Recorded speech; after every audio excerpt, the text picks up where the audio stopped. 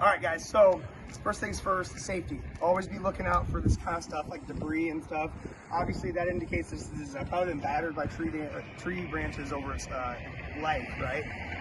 But safety first, when you get on the roof, make sure that you're clear of debris. You got your pitch hopper, whatever you need, okay? Now, obviously, we're on this roof.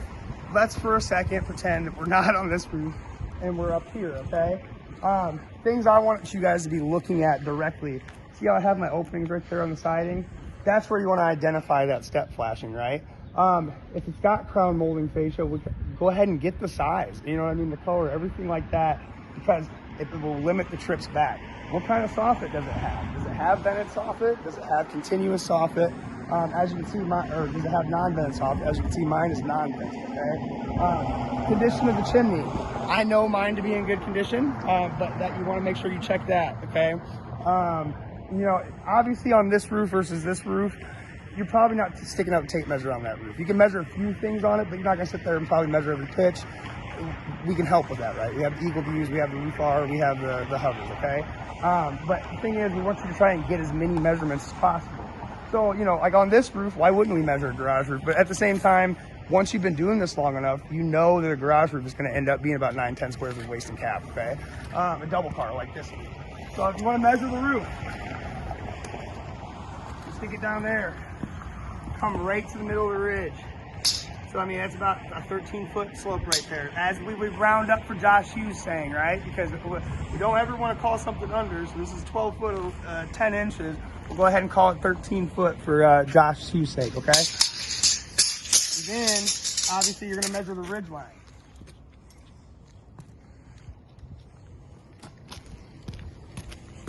Probably gonna run out on me. My 30 footer, I might not.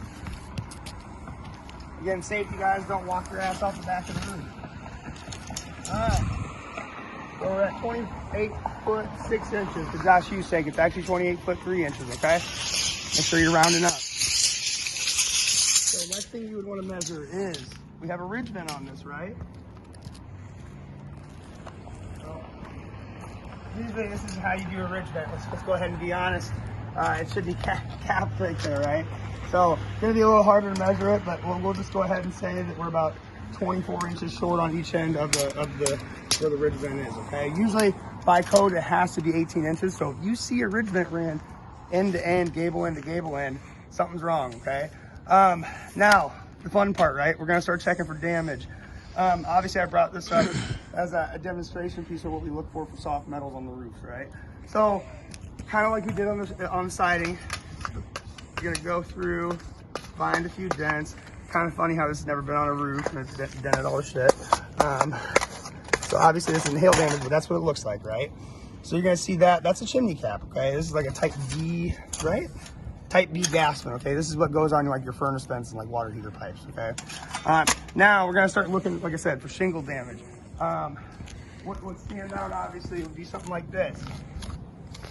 This isn't your atypical hail damage, right? Something happened here. Well, I can use my imagination, and the tree branches above would probably indicate this is tree damage.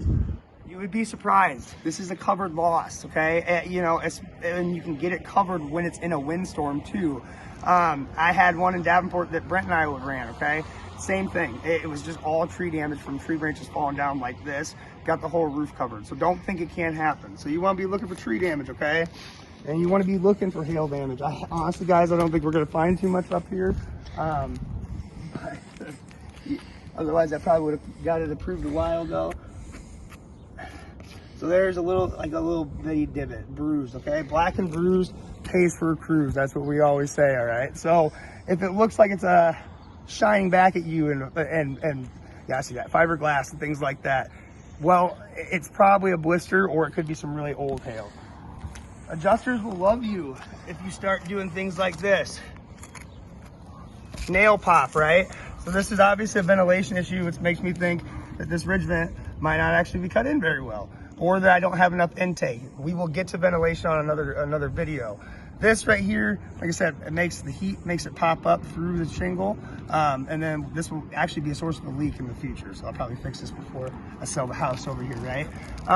Now, if you weren't able to check for layers on the eave, I'm not going to be able to have probably Kyle get this on video, but this side right here, this would be the good place to do it, because then you're going to be able to identify the drip edge, and where it overlaps, you're going to be able to check and see if there's any layers or anything like that in there. So that's a good place to do it too. Again, you can always check the fascia and drip edge on this side too. So you're gonna, like I said, you're going to measure your ridge length. We got that done. You're going to measure the roof. We got that done. Identify damage for the most part. We've got that done. We don't really see any wind or hail damage.